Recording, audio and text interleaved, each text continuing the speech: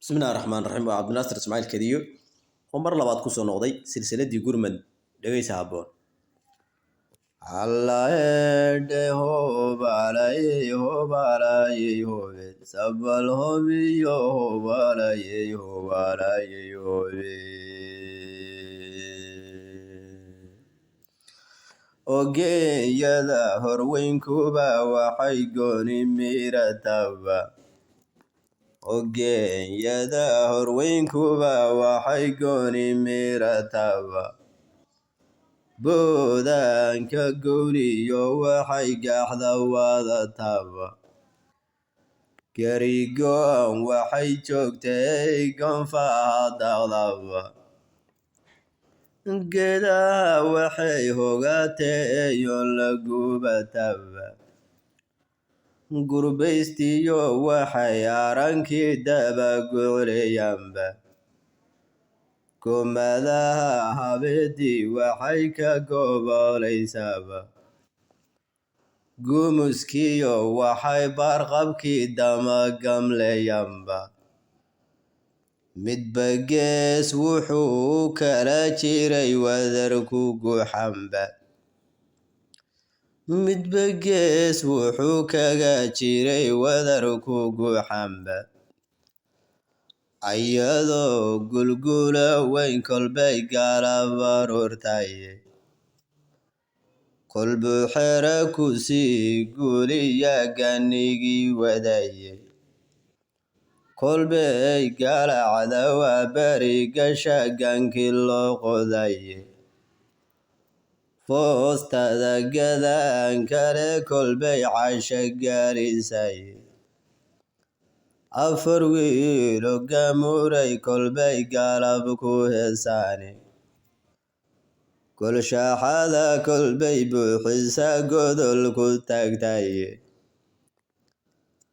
gallad weeya ebe kolbay godor ka daqdaye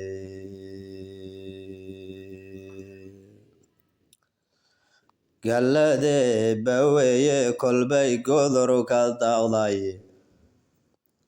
aniguna gadanahay haddaan idin garwaqsiiyo indhoweyd golol maashida labada goroode waan galangalceeya hurdada galindhaxadkiye maxaa gara maxaa gura unbaan tala ku goyaye gurmadkii waxaan sugahayaa gaarisa caddeeye hadba guuxisoo yeedhayaan geedu korayaye dhankeebuu ka soo gali unbaan gordhow leeyahaye allow noo gargaar geelindhaqay gorigii baraye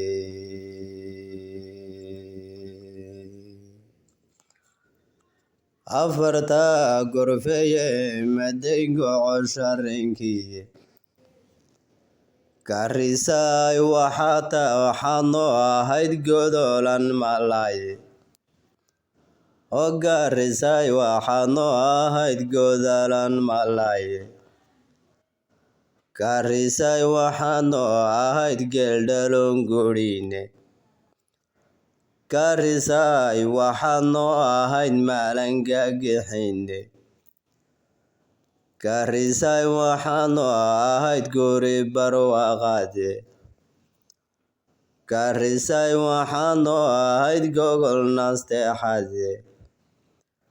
garisay waxaad noo ahayd beeran guranaye garisay waxaad noo ahayd guriyo gadiide garisay waxaad noo ahayd xera gabibeede ducaan garabka ku saaraya aniga geestaye sida yurubta loo gocon haye loogu wada gosho noqo gobolka loo dhoofayay gocota Soomaali.